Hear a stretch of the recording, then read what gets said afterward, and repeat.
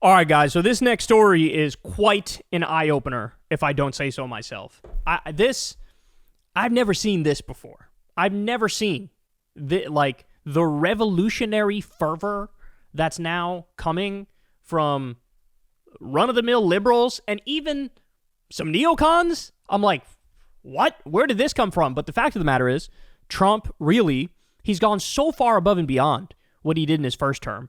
All of his actions are so unconstitutional, so illegal, so violent, so unhinged that he's taking like relatively normie people and he's making them go, whoa, this is beyond unacceptable. So let me walk you through this. Buckle up. This will be an interesting ride here. So let's start with this guy, Bill Kristol. Now, before I say anything else, let me just state this for the record, okay?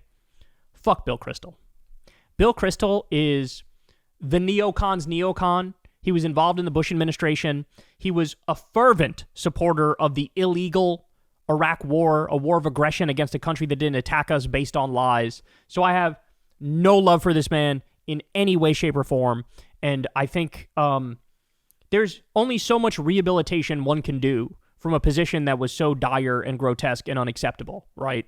That, you know, I mean, honestly, I think this guy is criminal. Like, it is criminal to be one of the ideological masterminds of the illegal war in Iraq that killed hundreds of thousands of innocent people. So I need to state that for the record because that's super important, that all this stuff you have to take with a certain grain of salt, because some people, even though they might be saying the right things now, they truly are not your ally, and they're responsible for some absolute atrocities and war crimes. Okay, now having said that, ready? Look at what he just said.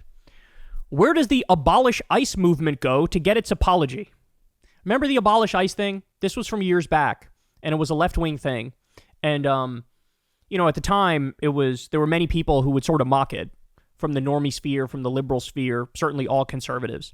But the fact of the matter is, ICE was created during the war on terror, right? We already had Customs and Border Protection. So they were supposed to handle, you know, border-related issues involving undocumented immigrants. But ICE gets created, and that's Immigration and Customs Enforcement. And it's almost like they're a more thuggish, more gangster-like, hyper-militarized version of Customs and Border Protection. And so why do you have this, you know, duplicative agency where one already does the thing that this is nominally for? And then now what we're seeing is, holy shit, these people are functionally acting like Trump's Gestapo, rounding up innocent people, shipping them to a slave labor gulag concentration camp in El Salvador with no hearing, no due process.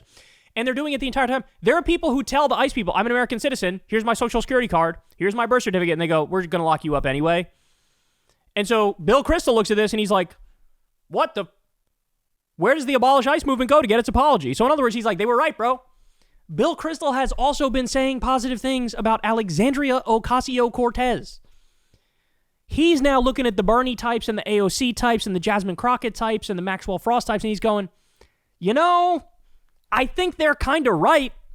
I think they're right. And look, here's where I think this comes from. Bill Kristol is a truly ideological neocon. So what that means is, when he said, hey, I'm for the war in Iraq, we need to do the war in Iraq, in his mind, I think he really, sincerely, genuinely thought, if we do that, we can bring democracy to Iraq and make them a constitutional republic and a representative democracy and give them a better form of government, and their lives will be better if we can implement this system, and we got to get rid of the tyrant Saddam Hussein. So I think he truly was ideologically and philosophically on that page, where he felt like this will be better for them and it will be better for the world. Right? Now, of course, he's wrong, like should have never done that. But what's happening now is he's realizing, hold on, all these horrors, this is called the imperial backlash. All of these horrors that we unleashed on the rest of the world, all of the different instances of destruction of the Constitution and due process, like we did with people that we put in Guantanamo Bay and Abu Ghraib. This is called the imperial boomerang in the sense that all the horrors we brought to them, now it's being used at home on our own domestic population. And I think what he's realizing is, whoa, I am not down with that. Not even close.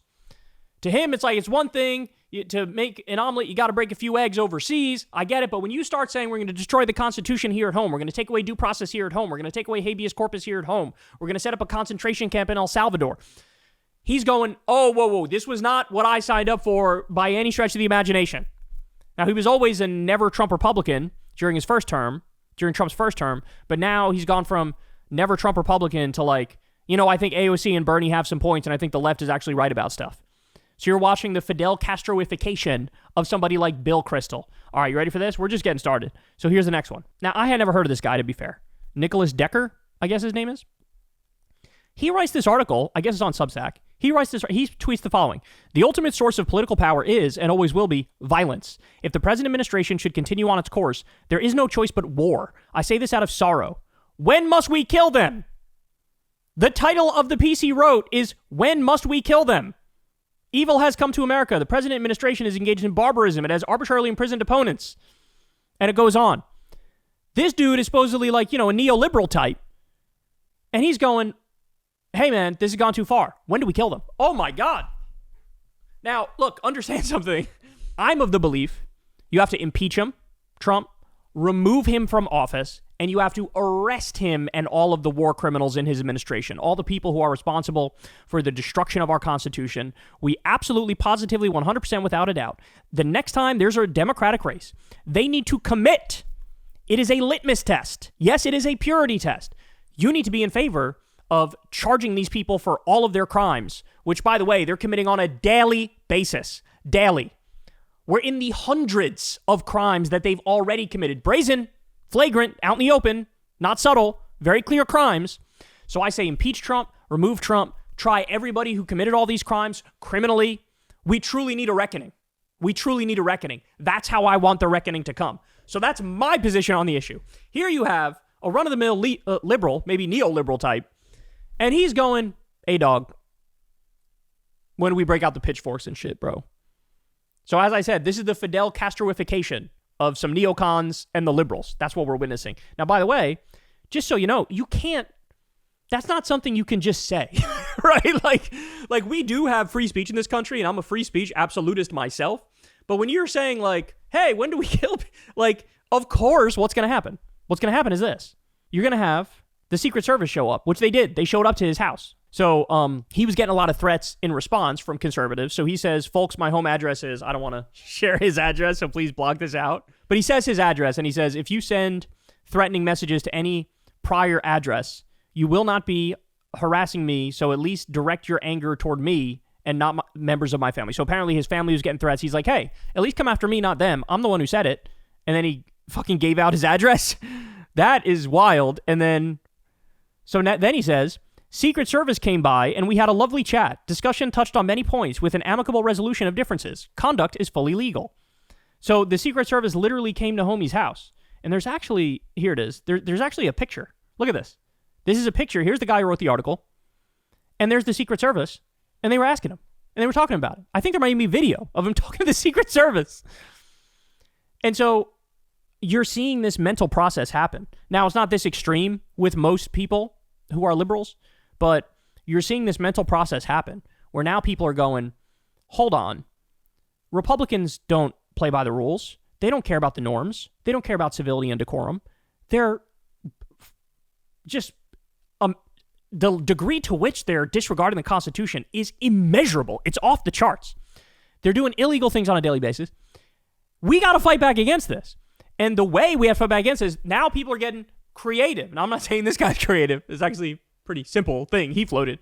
But like what people are realizing is politics as usual is not fit for this. You can't have a Democrat like Gavin Newsom was trying to do. Oh, civility, bipartisanship. Let's have conversations. That's done. That's over. What are you actually going to do to fight back? You should be doing all sorts of... fuck the norms. The norms are dead. Fuck bipartisanship. That's dead. You should be doing all sorts of clever and creative procedural tricks and using the filibuster and undermining them by any means necessary and, using the bully pulpit and using the will of the people, harnessing the will of the people, like getting bodies out in the streets, planning strikes. Like what people are realizing is there is no normal way out of this. All the ways out of this are abnormal.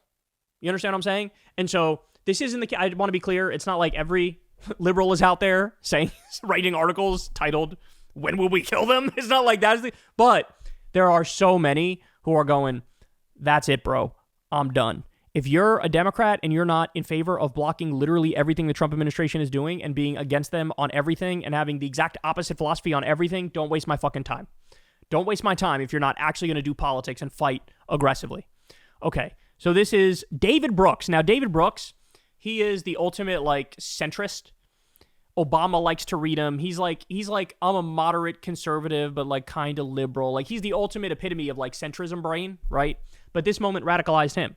So he wrote an article. He said, "It's time for a comprehensive national civic uprising. It's time for Americans in universities, law, business, nonprofits, and the scientific community and civil servants and beyond to form one coordinated mass movement. Trump is about power. The only way he's going to be stopped is if he's confronted by some movement that possesses rival power."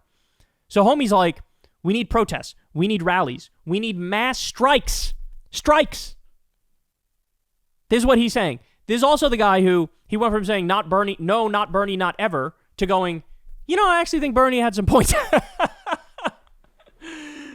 I'm telling you, man, something is fucking happening. This is what I've been wondering about. I started noticing it literally like maybe 2 weeks into the administration. The first time they overreached, the first time it was clear this was not going to be even like the first term of Trump, all of a sudden, boom, it was like, you saw the Democrats, and you saw this in the polls too, the Democratic voters flipped on a dime. They were like, yeah, we were saying we want you to work with him. Now we want you to do literally anything but work with him. We want you to fight him every step of the way. So David Brooks is talking about mass protests, mass rallies, do a massive strike, because all they respect is power. We got to do power on the opposite side. Now you're starting to sound like just a leftist now. This is what leftists say, right? Okay. So this is the Financial Times. This is it's a financial paper, but they're very business oriented and very conservative, very like capitalist, right? Look at what they say. They're describing what's going to happen under Trump. Once Trump has most law firms, universities, news organizations, and private companies under his thumb, it will become almost impossible for any form of opposition to gain traction. His weaponized Department of Justice can arrest protesters, and there will be fewer lawyers to defend them. University research and academic discussion of ideas that run counter to the Trump ideology will be threatened. Private companies will not object as the rule of law collapses. This is not some innovative new strategy. It is the global playbook for democratically elected leaders who want to stay in power forever. This is the Financial Times going, hey man, wake up. Homie's a dictator. He's acting on it. Wow. Mass awakening, bro. Mass awakening. There's a revolutionary fervor striking this country, running from normies, centrists, liberals, sprinkle in some neocons, right? There is a mass revolutionary fervor striking this country because we're witnessing what this man is doing and realizing there's no easy way out. All right, and then finally, I'll give you this one. So Chris Matthews went on Jim Acosta's podcast, and he directly compared Trump to Hitler. Former MSNBC host Chris Matthews compared President Donald Trump's forced removal of a Maryland dad, talking about Kilmar, to Adolf Hitler's treatment of minorities and political opponents under the Third Reich. Quote, see if I can do my Chris Matthews impression. What did Hitler do in the Holocaust? He took people from Germany to other countries where there was no German law. Matthews said during a Friday appearance on former CNN anchor Jim Acosta's podcast. Matthews was referring to the mounting scandal surrounding the Trump administration's forced removal of Kilmar Abrego Garcia, 29-year-old father who lives in Maryland, to El Salvador in March. The administration admitted that it had deported the man, who is currently being held in El Salvador's Secot mega prison because of an administrative error, but has defied the Supreme Court's orders to facilitate his return. There was not even a presence of German law. Matthews went on before Acosta interrupted him, comparing the Secot mega prison to the notorious Gulag work camp Stalin used during the Soviet era to punish the dissidents. So, just so everybody understands, this wasn't like a passing comment. Matthews stayed on it for a while, right? He stayed on the topic. He's like, you know what this reminds me of? What is it when you take somebody and you send them to a different country and it's extrajudicial, so the law doesn't apply? What do you call that? Who did that? It was Hitler that did that. The Nazis did that. Shit, I may be out of a job soon. All these motherfuckers are stealing the shit I'm saying. Oh my God. The revolutionary spirit is alive and well, and it literally came in the form of some normie-ass liberals. Isn't that wild? Now, what's funny is, this will be my final point on this. What's funny is, like, so you see this happening, and then there's only, like, Jesus Christ, it's like 1% of normies and liberals and centrists who are still, like, hanging on to a previous era's politics, right? You know who's leading that charge? Matt Iglesias. You got people like Matt Iglesias, and you got some weirdos, some, like, abundance liberal types who are like, you know, I don't think it polls well to talk about Kilmar Abrego Garcia.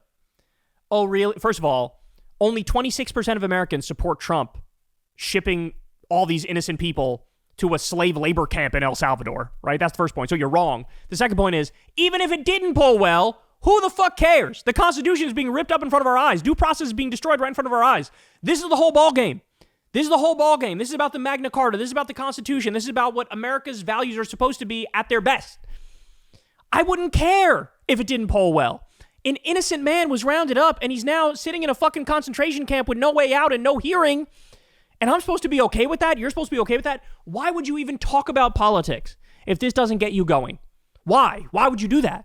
Just shut the fuck up and go pick up a different hobby. Go play with some pogs. Go pick up Pokemon or Witches and Warlocks if that's still a fucking thing, or Magic the Gathering. Do something else. This is it all comes down to this. This is the whole ballgame. And if you're sitting there going, well, actually, shut the fuck up. Shut the fuck up. So he's like the one person I see on the liberal side who's like, well, I actually don't think it's advisable to keep talking about Kilmar Abrego Garcia. Like, oh my God. This pundit brain thing where it's always like, always analyzing things through the lens of, well, how is this going to play? And it's like, sometimes you just got to take a moral stand.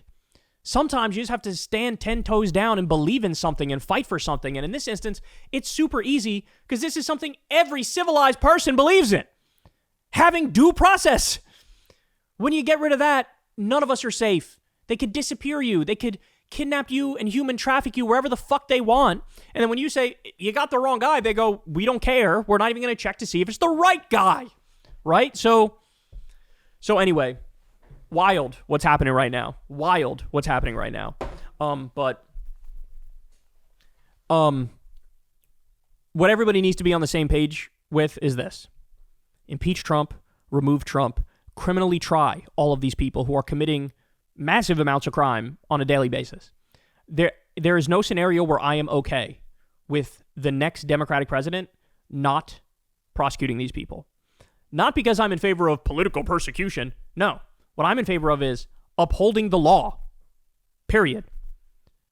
The idea that, oh, they're not committing crimes, that's just laughable at this point. You sound like a fucking idiot if you think, no, they're not committing any crimes. Like, what? They're either lying or they're the dumbest person in the world, the most ignorant person in the world, right? So that's the litmus test for me. And it's nice to see that there's a lot of people who are not necessarily of my flavor and variety of politics who are going, you know what? I 100% agree now. And they're looking at people like AOC and Bernie fighting back aggressively, and they're going, actually, I want that, right? That's what I want. That's who I'm with right now. Like I said, I even saw this on MSNBC. Nicole Wallace, another Republican, former Republican, I don't know if she still is, but she's out there going, why is nobody except Bernie and AOC fighting back? They're doing God's work. We love this. We love Bernie and AOC now. And I'm like, what? We were in trench warfare 4 years ago, or however many years ago it was, because these were the Hillary people against us, the Bernie people. Now, a lot of fucking Hillary people are going, yeah, I was wrong. Bernie was the right one. We want Bernie. Well, look, it's a shame it had to get this bad before these people woke up, but they're waking up. So we'll take the W when we can get it. Hey, y'all, do me a favor and like and subscribe. It helps out big time in the algorithm. Click the bell as well for notifications when videos drop, and watch that video on screen right now. You know you want to.